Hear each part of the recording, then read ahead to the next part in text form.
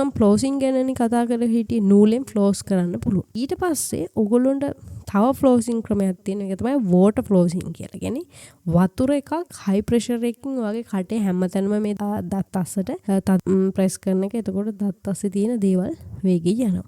ඉතින් මේකටත් එක එක ටූල් වර්ග තියෙනවා වෝටර් ෆ්ලෝසින් කියලා. ඉතින් ඒ වෝටර් ෆ්ලෝසින් වලට වෙළඳ පොලේ ගන්න තියෙනවා වෙබ්සයිට් වල. මම ඒ වගේ ලින්ක් හොයාගත්තොත් මම ඒ ලින්ක් ඕගොල්ලන්ට පාතින් දාන්නම්. ඕගොල්ලන්ට මේ ඩෙන්ටල් කෙයා රවුටින් එක. ඒ කියන්නේ ඔගේ දත් කුහර ඇති වෙලා තියෙන ඒවා රිවර්ස් කරන්න මෙන්න මේක ප්‍රයෝජනවත් වෙනවා මේ වෝටර් ෆ්ලෝසින් කියන එකත්. එහෙම ටූලුත් මම ලින්ක් හොයාගත්තොත් මම පහලින් දාලා තියෙනවා. ඕගොල්ලන්ට ගිහලා බයි කරන්න පුළුවන්. ඊට පස්සේ මම ඊගාවට කරන්න හදාගත්ත දේ තමයි මවුත් වොෂ් එකක් පාවිච්චි කරන එක. මවුත් වොෂ් එකක් කියන්නේ එහෙම නැත්නම් අපිට කඩෙන් ඕන තරම් මවුත් වොෂ් ගන්න පුළුවන්. එහෙම ගන්න ඒවා තියෙනවා.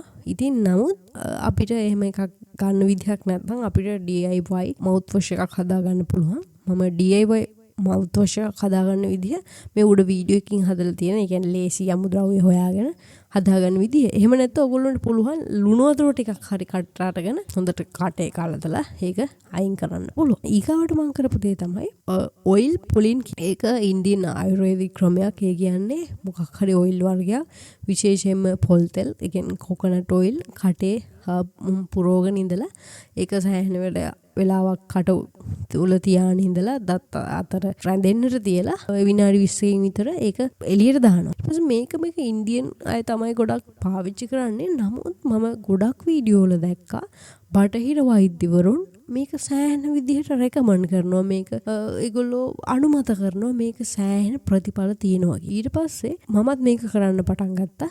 පොල් තෙල් හැන්දක් දෙකක් සාමාන්‍ය කටට හොඳින් පුරවගෙන ඉඳලා විනාඩි 20ක් අනිවාර්යයෙන්ම කටේ තියාගෙන ඉඳලා හොඳට දත් අතරට විදුරු මස් අතරට හොඳට තියෙන්නට ඇරලා ඒක ඉවත් කරලා දාන්න. හරිද? මෙන්න මේක මාරම ප්‍රතිඵල තියෙනවා. ඒක වස අප්පිරියයි. ඒ කියන්නේ මට මාරම අප්පිරියයි මේ පොල් තෙල් කටට දාගත්තාම අමුතුම රහක් එන්නේ. ඒක දිවට මාරම අප්පිරියයි. පස්සේ මං හුරු වුණා දවසට එකපාරක් හරි මෙන්න මේ ඔයිල් පුලින් කියන ක්‍රමය කරන්න. පොල් තෙල් කටේ දාගෙන ඉඳලා ආපහු ඉවතට දාන්න. ඒක මාරම හොඳ ක්‍රමයක්. නිකම් විදුරු මස් මොයිස්චරයිස් කරා වගේ හැඟීමක් තමයි මට දැනෙන්නේ. ඒක මං දිගටම කරගෙන යනවා. මාරම පහසුවක් කටට. ඉතින් දැන් ඕගොල්ලෝ හිතනවා ඇති දැන් කොහොමද මගේ දත් කුහරය රිවර්ස් වුනේ? ඉතින් ඕගොල්ලොන්ට කියන්න මම මේ රවුටින් එක කරන්න කලින් මට පුංචි කුහරේ ඇතුළ කොට තියෙන දන්නේ නැහැ. මේක ඉතාම වේදනාකාරී වුණා. මාර විදිහට ඒක රිදෙන්න ගත්තා. ඒ කියන්නේ ඒක විතරක් නෙමෙයි. ඒක දිගේ ගියපු ස්නාව ගිහිල්ලා ඇහැ රිදෙන්න ගත්තා. ඇහැ රිදෙන්න ගත්තට පස්සේ ඔළුව රිදෙන්න ගත්තා. ඔය වගේ ඒ පුංචි කුහරේ මාර විදිහට ඒක බලපාන්න වුණා. ඊට පස්සේ මම මේ කිව්වා වගේ මෙන්න මේ සතියක් දෙකක් මේ රවුටින් එක ලස්සනට හැමදාම පැය භාගයක් විතර යනවනේ මේ වැඩ ටික කරන්න. ඉතින් ওই ටික පිළිවෙලට ලස්සනට මං දිගට මේ ඔයිල් පුලින් වැඩේ අර ෆ්ලෝසින් වැඩේ ඔය ටික ඔක්කොම කරගෙන යද්දී මම ඒක රිවර්ස් වුණා කියලා කියන්නේ මට අර ඒක කරන්නට ආරම් මාසයක් විතර වෙනවා. ඉතින් මගේ කිසිම දත් කුහරයක්, ඒ කියන්නේ දත් කැක්කුම කියන්නේ දත් කැක්කුමක් නැහැ. දැන් මට කිසිම දත් කැක්කුමක් නැහැ. ඒ හින්දා තමයි මම ඔයගොල්ලන්ට කිව්වේ දත් කුහර රිවර්ස් කරන්න පුළුවන් මේ රවුටින් එකෙන් කියලා. මට කිසිම දත් වේදනාවක් දැන් එන්නේ නැහැ මේ මම මේ කරගෙන යන වැඩේ හින්දා. ඊට පස්සේ මම තවත් මේ රවුටින් එක ඉවර නැහැ. මම සෑහෙන මේ දේවල් ගැන හොයලා තවත් එක දේවල් මගේ මේ රවුටින් එකට ඇඩ් කරගත්තා. මම ගොඩක් දේවල් හොයාගෙන යද්දී අපේ බලන්න අපේ ලංකාවේ ගොඩක් අයගේ දත් වගේම විදුරු මස් ඊටාම දුර්වල මට්ටමකින් තියෙන. ඒ කියන්නේ නිරෝගීව නිකන් රෝස පැහැට රතු පාටට හුරුවට නැහැ. මොකද ගොඩක් දෙනෙක් දුම් බොනවා, මත්පැන් පානය කරනවා, ඔය වගේ දේවල් නිසා.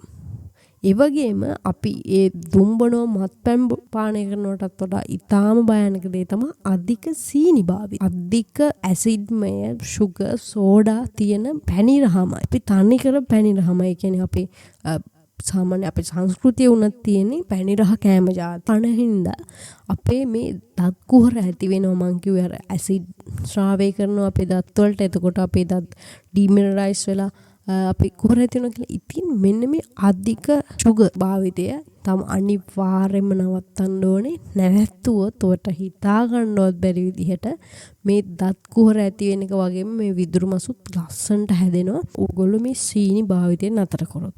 මේ සීනි භාවිතය නතර කරොත් ඔයාට හිතා ගන්නවත් බැරි ප්‍රතිඵල ඇති වෙනවා.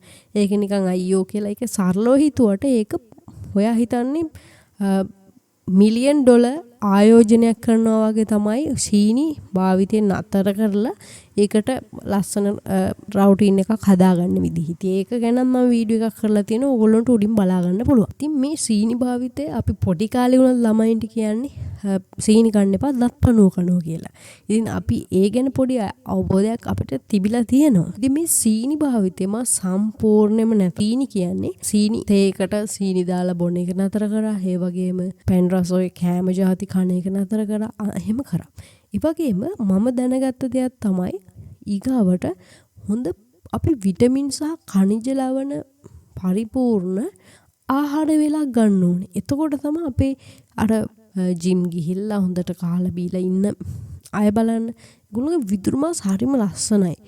රෝස පාටට තියෙනවා දත් ටිකත් කුහර නැහැ. එහෙම ලස්සන තියෙනවා. ඒක හේතුව තමයි ඒගොල්ලෝගේ ඩයට් එක.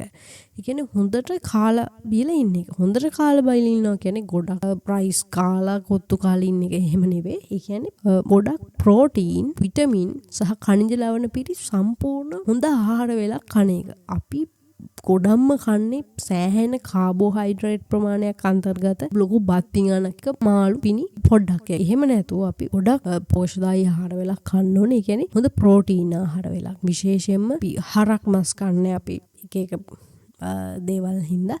ඉතින් නමුත් අපගොල්ලෝ දන්නවා වමාරා කන සතුන්ගේ එළුව හරක් වගේ මස් වර්ග අපේ මේ දත්වලට අවශ්‍ය ගොඩක් විටමින් ಖನಿජ ලවණ වර්ග ලබා දෙනවා.